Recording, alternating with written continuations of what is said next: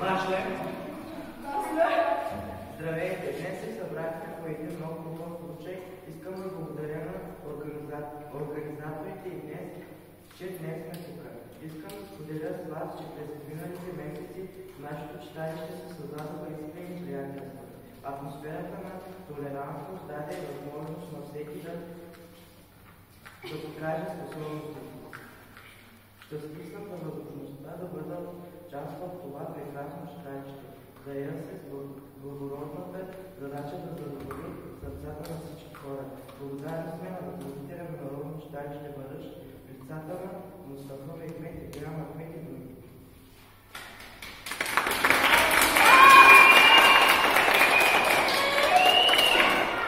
Цените, които изминаха, бяха пълни с приключения и изпитания, които преодоляхме. Получателите ни накараха да се почувстваме наистина специални и ценни хора. Атмосферата на спокойствие и добронамереност успя да провокира всички самодейци и те показаха най-добрите си страни, разнообразни танци и занимания.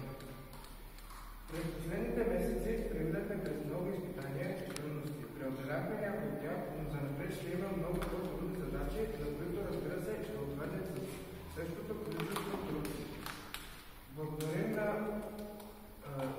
специални благодарности към Мустафа Мехмед, Ибрахим Ахмед, Расул Исмаил и другите, които бяха до нас и ни подкрепяват.